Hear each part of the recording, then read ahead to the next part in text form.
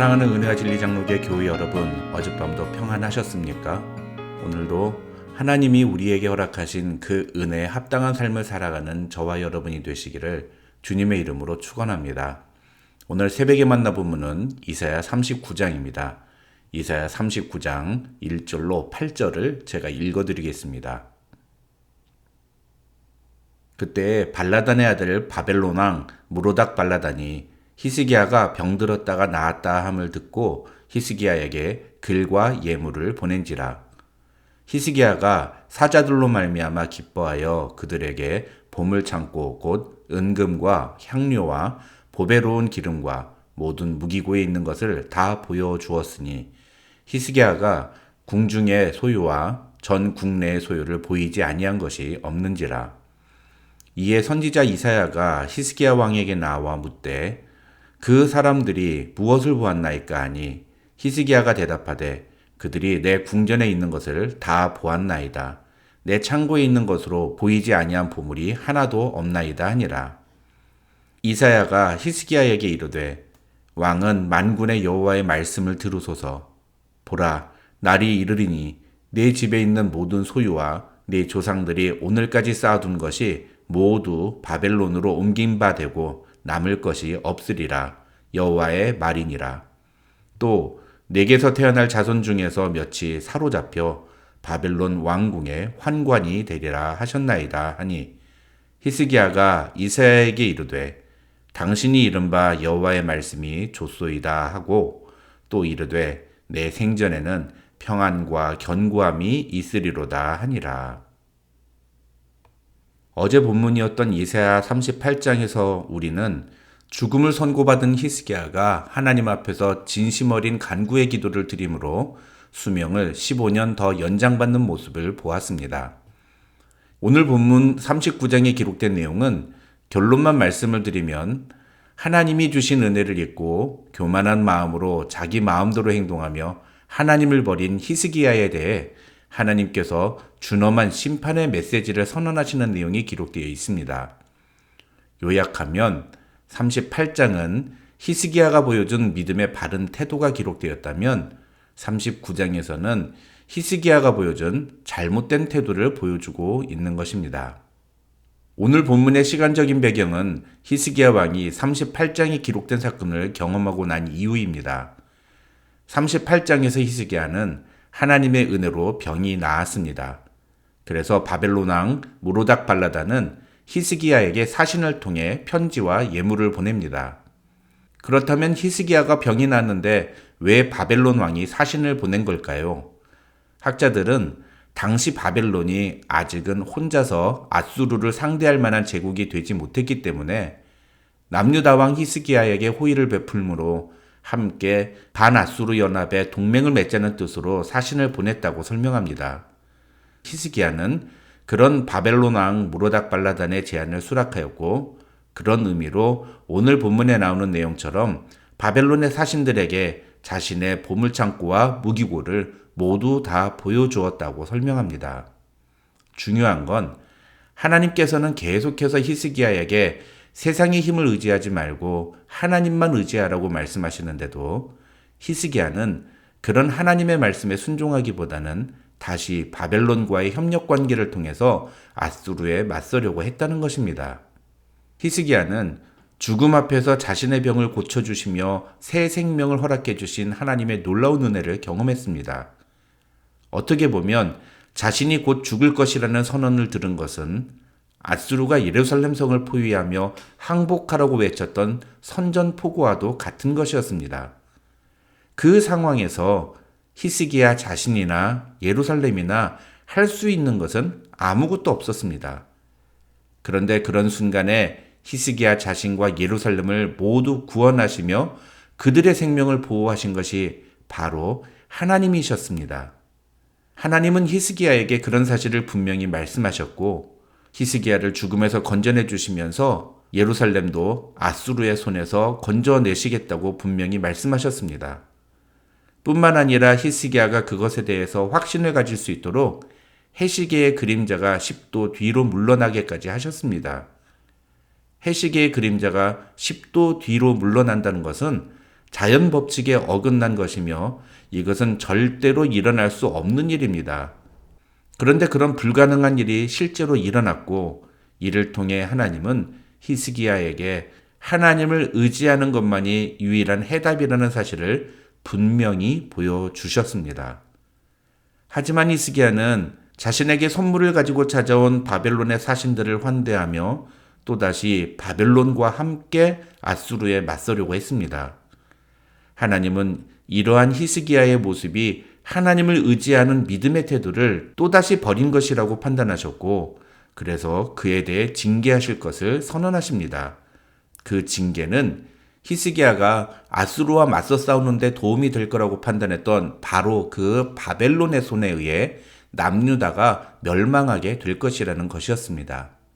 오늘 본문에 나오는 히스기야 왕의 교만 방자하고 불신앙적인 행동은 결국 남유다가 하나님께 저지른 모든 죄악의 모습을 상징적으로 보여주는 것이라고 할 수 있습니다. 남유다는 히스기야처럼 하나님께 특별한 은혜를 받은 민족입니다. 그렇다면 그들은 하나님이 허락하신 축복과 은혜에 감사하며 오로지 하나님만을 의지하며 살아야 마땅했습니다. 그런데 그들은 그런 모습을 보이기보다는 오늘 본문에 나오는 히스기야처럼 그 모든 은혜와 축복이 마치 자기가 잘나서 얻은 결과인 것으로 착각하며 그것들을 자랑했고 또 반대로 자기보다 강한 대적을 상대할 때는 하나님이 아닌 다른 존재들과 힘을 합쳐서 그 문제를 스스로 해결하려고 노력했습니다. 그들은 결국 하나님이 아니라 인간적인 방법을 선택했고 이러한 태도는 비단 히스기야만의 문제가 아니라 남유다 백성 전체의 문제였다고 볼 수 있는 것입니다. 오늘 본문 2절을 보시면 히스기야는 자신을 찾아온 바벨론 사자들을 기쁘게 맞이합니다. 그리고 그 바벨론 사자들에게 자신의 왕궁에 있는 모든 금은보화와 심지어 무기고까지 열어주면서 모든 것을 보여줍니다. 역대하 32장을 보면 히스기야가 바벨론 사신들에게 자랑했던 그 모든 은금 보석과 무기들은 하나님께서 그에게 주신 재산들이었다고 성경은 분명히 말합니다. 그런데 역대하 32장 25절을 보면 히스기야는 마음이 교만하여 그 받은 은혜를 보답하지 않았다고 말합니다. 여기서 중요한 것이 바로 히스기야의 마음이 교만했다는 성경의 표현입니다. 역대하 32장 31절을 보시면 하나님은 히스기야의 심중에 있는 것을 다 알고자 하사 시험하셨더라는 기록이 있습니다. 이 말은 하나님이 바벨론에서 온 사신들을 통해서 히스기야가 정말로 하나님만을 의지하는지를 시험하셨다는 뜻입니다. 그런데 안타깝게도 히스기야는 그때 마음이 교만해서 자기가 가진 재산과 무기들을 바벨론에서 온 사신들에게 자랑질을 하고 만 것입니다. 히스기야가 바벨론 사신들에게 보여준 그 모든 보물들과 무기들은 사실 하나님이 그에게 주신 은혜와 축복이었습니다. 그렇다면 히스기야는 적어도 바벨론 사신들에게 우리는 하나님이 이렇게 우리를 지켜주시고 보호해 주신다고 말해야 했습니다. 하지만 히스기야는 마치 그것이 자신이 잘나서 얻게 된 결과인 것처럼 자랑했습니다. 하나님이 주신 은혜는 하나님을 높이고 하나님을 찬양하며 하나님을 의지하는 도구로 사용되어야 합니다. 만약 우리가 그런 하나님의 은혜를 잊고 교만하여 자기 자랑의 도구로 삼는다면 우리 역시 히스기야가 당한 하나님의 심판을 피할 수 없음을 잊지 말아야 합니다. 그런데 히스기야의 문제는 거기서 그치지 않습니다. 3절로 8절을 보면 그렇게 바벨론에서 사신들이 왔다는 소식을 들은 이사야 선지자는 히스기야 왕에게 와서 그들이 왕의 궁전에서 무엇을 보았느냐고 묻습니다. 그러자 히스기야는 그들이 내 궁전에 있는 것을 다 보았고 창고에 있는 것들 중에 보지 않은 보물이 하나도 없다고 이야기했습니다. 학자들은 여기서 이사야 선지자는 책망의 뉘앙스로 도대체 그들에게 어디까지 보여준 거냐고 이야기했는데 히스기야 왕은 그냥 다 보여줬다며 담담하게 대답했다고 설명합니다. 그러면서 히스기야 왕의 이런 태도는 내가 도대체 뭘 잘못했냐는 식의 반응이라고 해석합니다.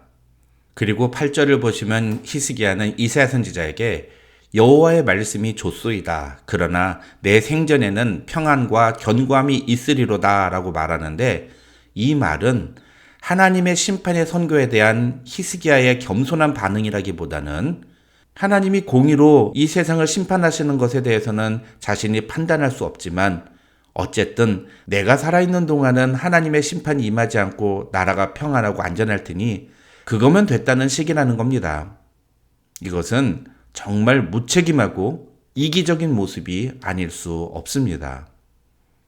아까 말씀을 드린 역대하 32장을 보시면 남유다 왕조에 대해서 지극히 우호적이며 긍정적인 시각으로 모든 내용을 기록했던 역대기의 저자도 히스기야 왕에 대해서 마음이 교만하여 그 받은 은혜, 즉 하나님이 자신에게 주신 은혜를 보답하지 않았다고 기록하고 있습니다.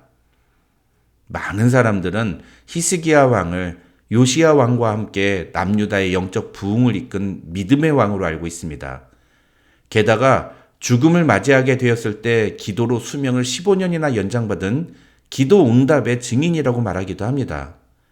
그러나 성경은 분명히 그런 히스기야를 가리켜 마음이 교만하여 그 받은 은혜를 보답하지 아니함으로 하나님의 진노가 유다와 예루살렘에 내리게 되었다고 표현합니다. 물론 뒤에 자신의 교만함을 뉘우침으로 하나님께서 그 진노를 히스기야 생전에는 내리지 않으셨다고 기록하고 있기도 합니다만 분명한 건 히스기야는 교만했고 하나님이 주신 은혜에 합당한 태도를 보이지 못했다는 것입니다. 어떤 학자는 오늘 본문에 기록된 히스기야의 모습은 잘못이라기보다는 실수라고 봐야 한다고 주장하기도 합니다. 왜냐하면 본문 어디를 보더라도 히스기야가 자기가 무엇을 잘못했는지를 전혀 모르고 있는 눈치이기 때문입니다. 그러나 사실은 그것이 더 심각한 문제입니다. 하나님이 주신 은혜를 바로 알고 그에 합당한 태도를 보이는 것이 신자의 바른 태도입니다. 그러나 히스기야는 그것이 고의든 아니면 실수든 그런 태도를 보이지 않았습니다. 그러면서도 자기가 뭘 잘못했는지조차도 알지 못했습니다. 그것이 더 심각한 문제인 것입니다. 사랑하는 은혜와 진리 장로교회 교우 여러분, 우리는 하나님이 우리에게 주신 은혜를 바로 알고 그 은혜를 통해서 하나님만 높이는 하나님의 사람들이 되시기를 주님의 이름으로 축원합니다. 알고 지은 죄만 나쁜 게 아닙니다. 모르고 지은 죄도 매우 무섭고 심각한 죄입니다. 히스기야의 예를 통해서 하나님이 기대하시는 모습이 어떤 것인지를 바로 알고 우리의 삶이 다하는 순간까지 하나님의 뜻을 따라 살기로 결단하는 저와 여러분이 되시기를 주님의 이름으로 축원합니다.